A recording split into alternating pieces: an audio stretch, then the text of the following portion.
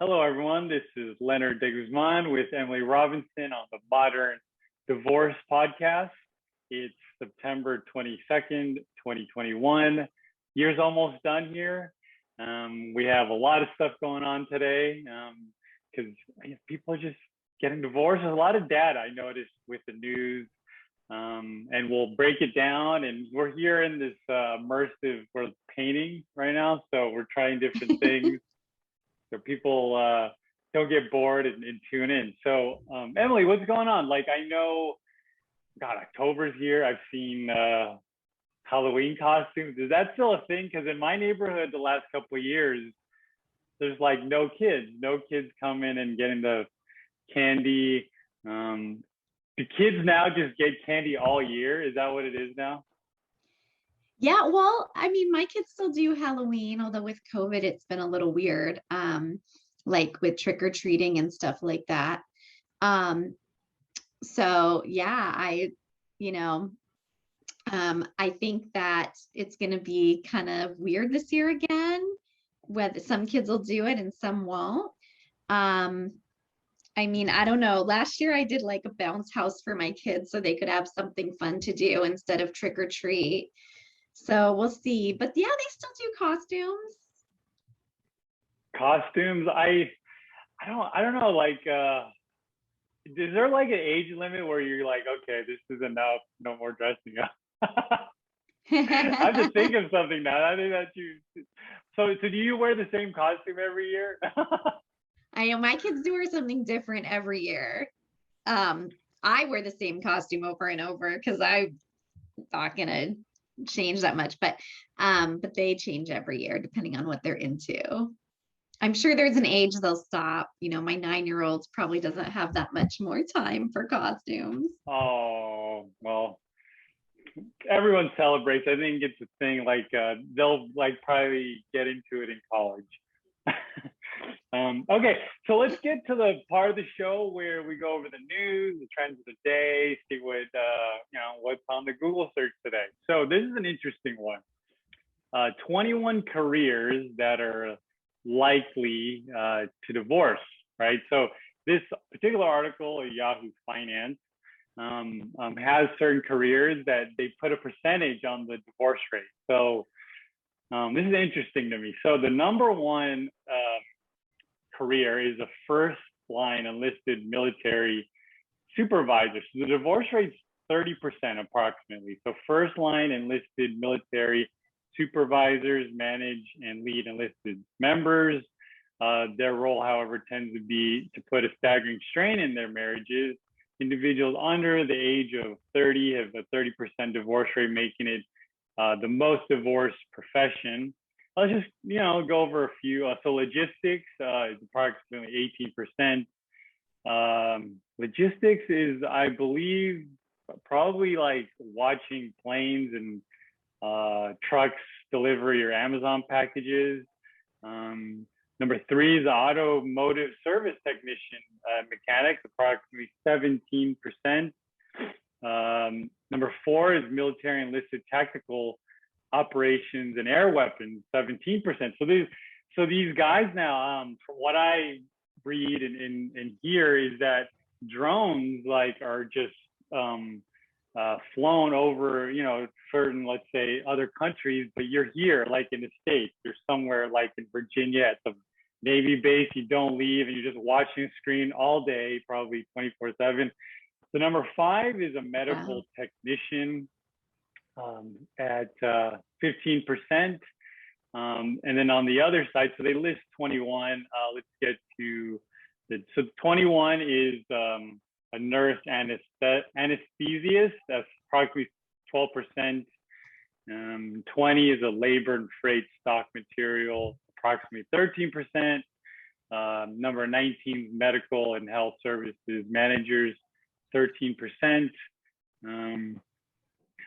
So let's stop there. Is this something that's surprising to you, or is this like, oh, this is a common thing? Because like with data now, like they're projecting divorce rates. So it's like you're getting into a marriage with this particular person. I know everyone's individual like case is different. So what do you think of it? I mean, it really doesn't surprise me. You know, I think that these are busy professions and these people probably work a lot and it takes you away from family time. You know, it's not surprising that people with careers and busy jobs may have trouble balancing everything and managing everything. I think that's very normal. So no, it really doesn't surprise me. And I'm also not sure how much is, you know, coincidence versus, you know, like just happened to be that a lot of people in that field got divorced this year, or if it actually is typically higher for certain professions. But I do think when you have a very stressful profession or very busy profession, or you travel a lot, I think that does influence divorce rates. All right, the next one I don't want to get into, but we'll just read the headline and see how you react.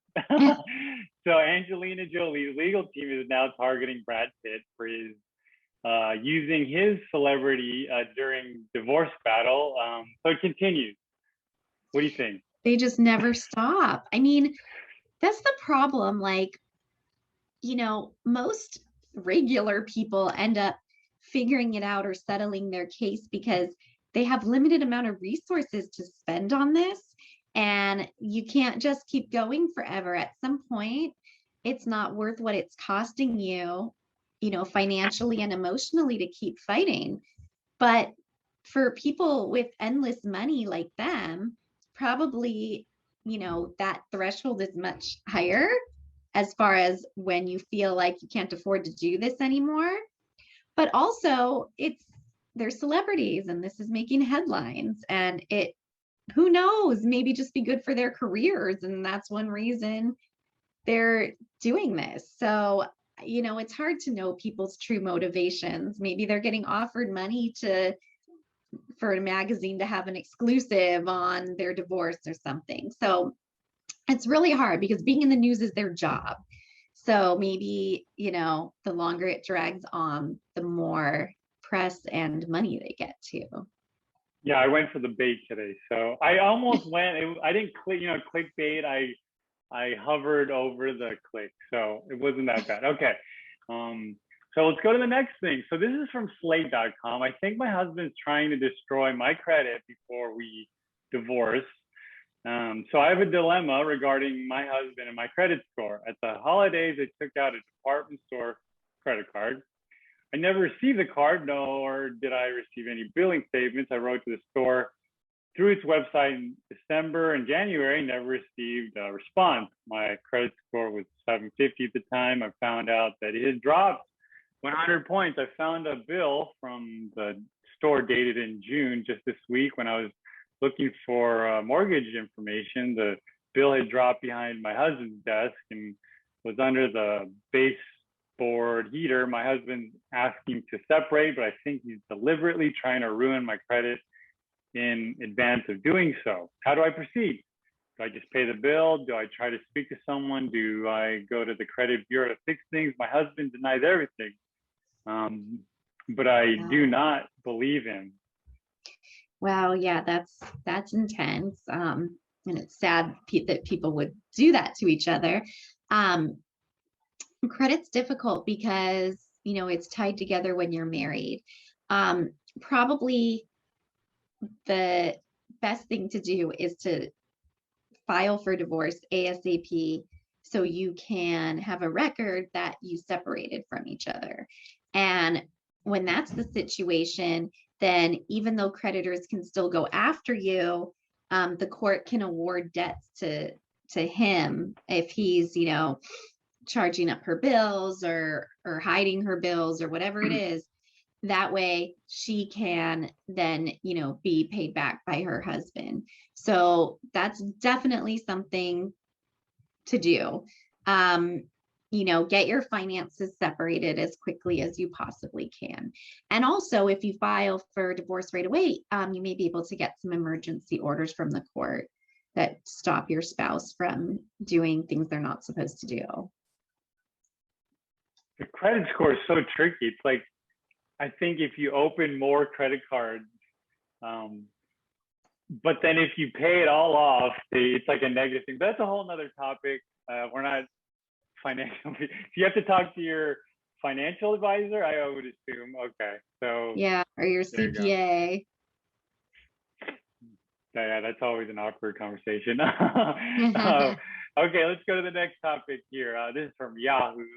Divorced mom with 8-month-old confesses she hates being a parent. I just want a break. A divorced woman without a support system confessed she hates being a mom, and other parents say it's okay for her to feel that way. The mom, known as Salma Mendy 92, this is from Reddit.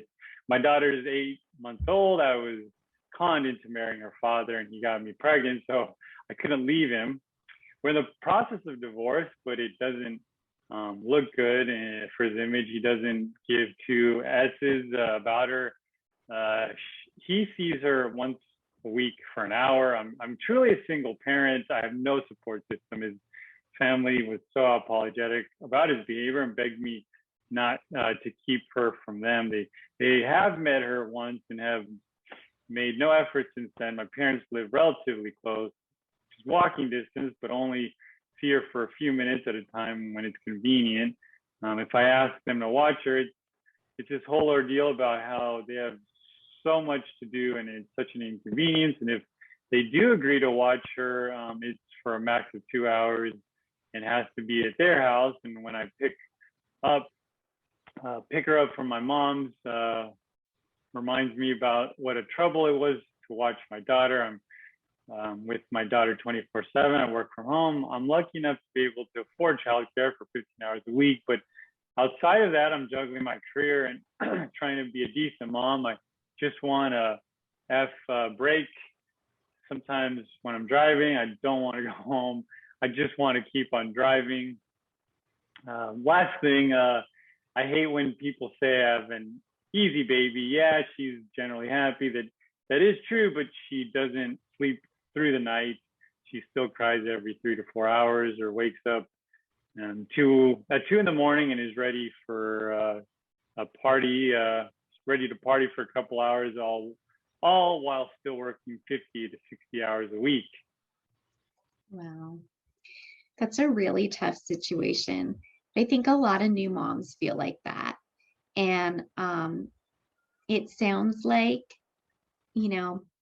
this person is possibly going through postpartum depression, possibly suffering from anxiety and other kinds of depression, and really needs to talk to a therapist.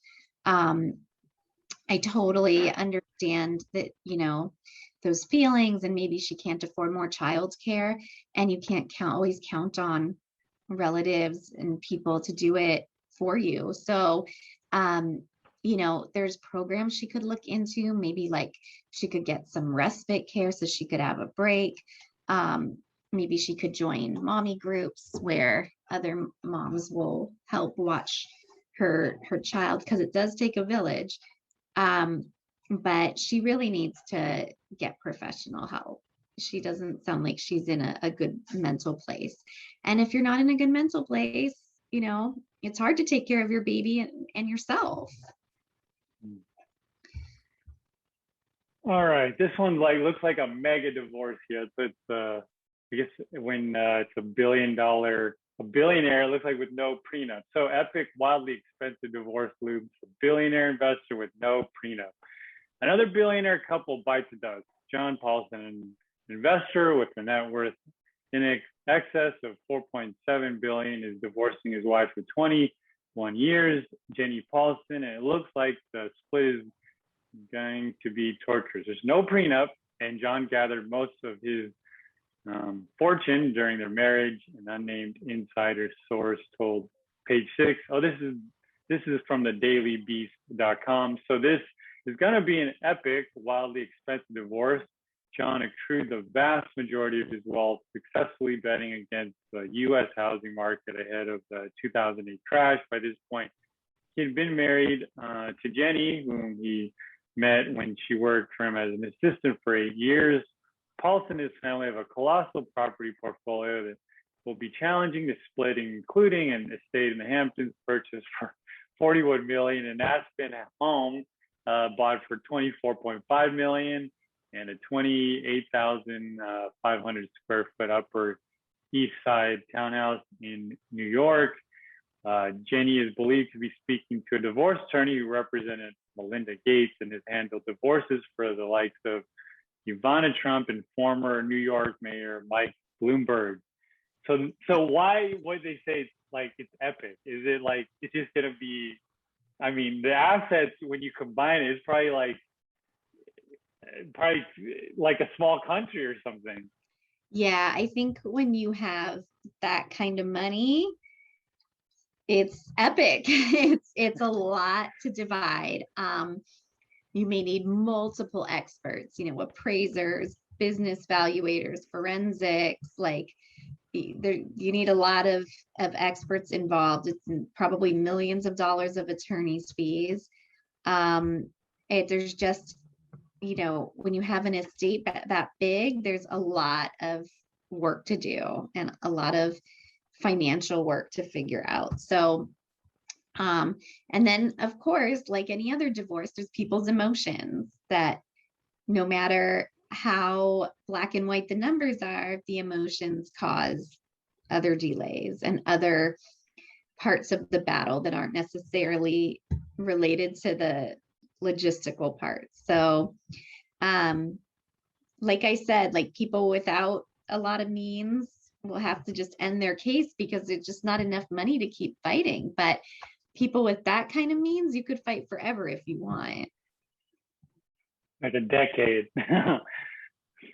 You okay, could. let's get to the show called Dear Emily, where people post things online and Emily gives tips and advice, and we go through things like starting a divorce, where different people are in different parts of the journey. So let's get to it.